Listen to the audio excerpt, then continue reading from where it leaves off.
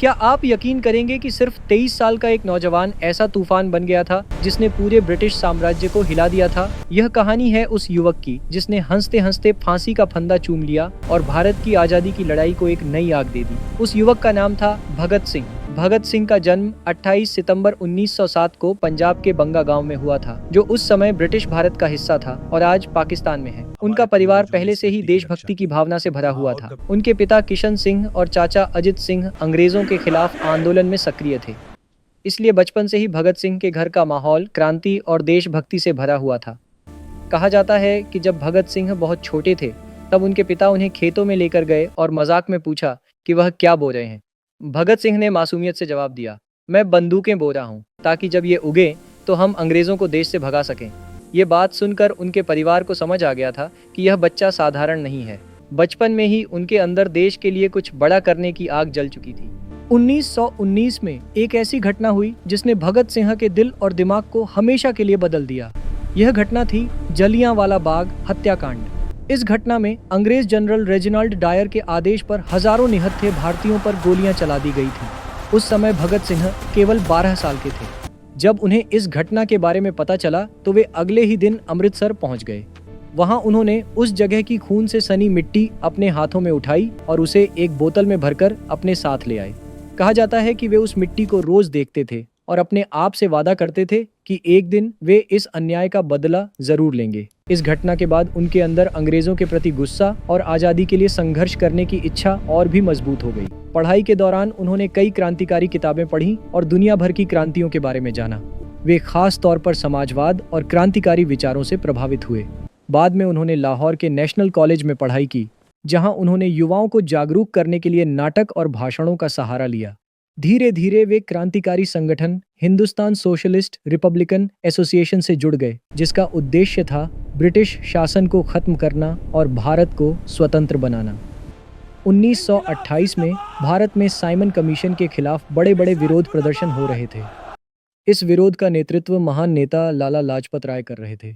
जब Simon commission Lahore पहुंचा तब हजारों लोग साइमन गो बैक के नारे लगा रहे थे, लेकिन उसी दौरान ब्रिटिश पुलिस अधिकारी जेम्स ए स्कॉट के आदेश पर पुलिस ने प्रदर्शनकारियों पर बेरहमी से लाठीचार्ज कर दिया। इस लाठीचार्ज में लाला लाजपत राय गंभीर रूप से घायल हो गए और कुछ दिनों बाद उनकी मृत्यु हो गई। ये खबर सुनकर भगत सिंह के दिल में आग लग गई।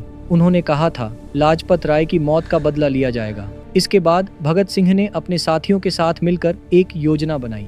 इस योजना में उनके साथ राजगुरु और सुखदेव थापर भी शामिल थे। उनका लक्ष्य था पुलिस अधिकारी जेम्स स्कॉट को मारना, लेकिन गलती से उन्होंने ब्रिटिश पुलिस अधिकारी जॉन सॉन्डर्स को गोली मार दी। इसके बाद भगत सिंह और उनके साथी कुछ समय तक छिपे रहे। इस दौरान उन्होंने अपनी पहचान छिपाने के लिए अपने बाल और दाढ़ी भी कटवा ली, जो उस समय एक सिख के लिए बहुत बड़ा फैसला था, लेकिन उनके लिए देश की आजादी सबसे बड़ी थी। 1929 में भगत सिंह और उनके साथी बटुकेश्वर दत्त ने एक ऐसा कदम उठाया जिसने पूरे भारत को हिला दिया।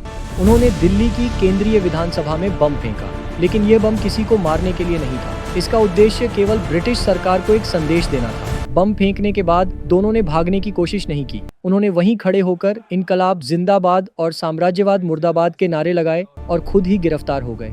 उनका मकसद था कि अदालत में खड़े होकर वे पूरी दुनिया के सामने अंग्रेजों के अत्याचारों को उजागर कर सकें। जेल में रहते हुए भगत सिंह ने देखा कि भारतीय कैदियों के साथ भेदभाव किया जाता है, उन्हें खराब खाना दिया जाता था और उनके साथ अमानवीय व्यवहार किया जाता था।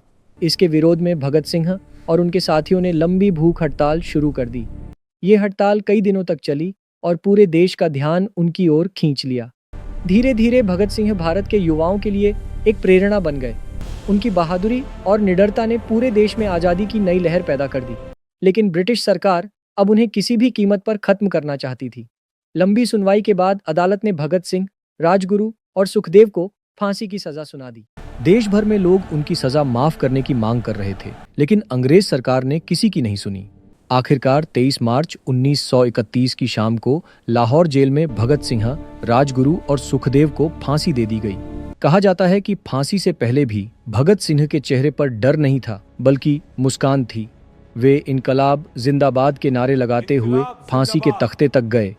उस समय उनकी उम्र केवल 23 साल थी, लेकिन उनकी शहादत ने पूरे देश को झकझोर कर रख दिया। उनकी मौत के बाद पूरे भारत में गुस्से और दुख की लहर फैल गई। लोग उन्हें एक शहीद के रूप में देखने लगे जिसने देश के लिए अपनी जान कुर्बान कर दी।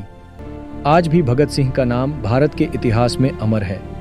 वे केवल एक क्रांतिकारी नहीं थे, बल्कि साहस, त्याग और देशभक्ति का प्रतीक बन गए। उनकी कहानी हमें यह सिखाती है कि अगर इरादे मजबूत हों और दिल में देश के लिए प्यार हो, तो एक इंसान भी इतिहास बदल सकता है।